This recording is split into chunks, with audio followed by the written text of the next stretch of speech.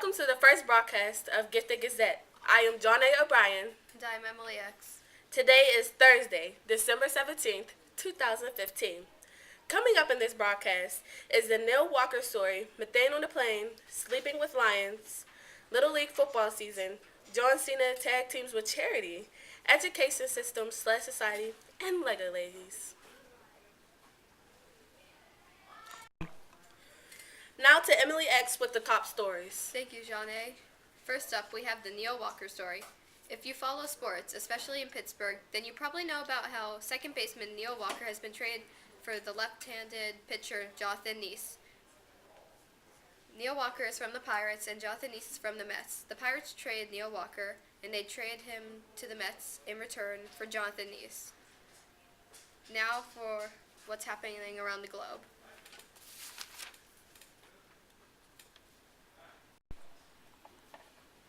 A fire alarm rang on a plane, and it had to land. It was flying over Indonesia. There were 2,000 goats on the plane, and their farts had methane and made the alarm ring, so they had to land. Thank you, William. Now to Stacia with more news. If you need to sleep in a wooden lodge, then this is for you. There's one small detail though. It is in the Lions exclusive. It costs £378 or $568.49. There are 9 private Indian forest themed cabins to stay in. The first overnight is in May, and ticket sales start this Saturday. Thank you, William and Stacia. Now to sports. William Lipscomb and Felix Hauser informs us about the playoffs and the championships. Hurricanes versus Clarendon, Hill District versus Lincoln. Hill District is known as the Rebels. Now to the championships. The Hurricanes beat Clarendon 18-14. Lincoln beat the Hill District. The Hurricanes versus Lincoln for the championships. There are sources that say that the Lincolns cheated during their whole thing, because baby to big team lost all of their games on the Hurricanes. Now, not many of the Hurricane players cared because they were going to high school. Now to William with John Cena tag teams with charity. Hi, I'm William L. live from WWE headquarters in Stamford, Connecticut. I'm here to report that John Cena is tag teaming with charity. John Cena once said, "I don't play a character, it's an extension of my life." That quote is true even when you go beyond the mat. He has won 23 single championships in his illustrious 13-year career in the WWE. That includes 15 WWE championships. Cena is most known for a move called the Attitude Adjustment. In this move, he hoists his opponent into a fireman's carry position and tosses him, flipping him through the air. Cena hasn't only had an amazing in-ring career, he has also been granting wishes to helping children to also fly high with happiness. Cena is a wish granter for the Make-A-Wish Foundation. Cena granted his first wish only 2 years after his wrestling debut in 2002. 11 years later, he leads the Make-A-Wish Foundation with 500 wishes granted. Lucky number 500 was an 8-year-old child with leukemia named Rocco. During the week of SummerSlam Access, John Cena went on the Today Show and surprised Rocco. On August 24, 2015, Rocco had the time of his life as he sat front row at Monday Night Raw. To honor his 500th wish, there was a ceremony held at Dave & Buster's in New York City. The WWE showed a $1 million commitment to the Make-A-Wish Foundation. Cena is also a Grand Marshal for the Susan G. Komen Breast Cancer Research Fund. John Cena is more than a wish granter. He is an ambassador. He's an ambassador for the Make-A-Wish Foundation for promoting the popularity of wrestling and for hope. Now to Jhaunea with education system / society. Parents send their children to school with the best intentions, believing that's what they need to become a productive and happy adults. I believe that the education system / society we live in today is wrong. I believe this because school has made a lot of our kids' lives today hard. I personally believe that school should not be weighed on its participation, classwork, and its tests. The unfortunate fact is that one of our most cherished institutions, by its very nature, is failing our children and our society. School is a place where children are compelled to be and where their freedom is greatly restricted. People assume that the basic design of schools as we know them today emerged from scientific evidence of how children learn best. Wrong.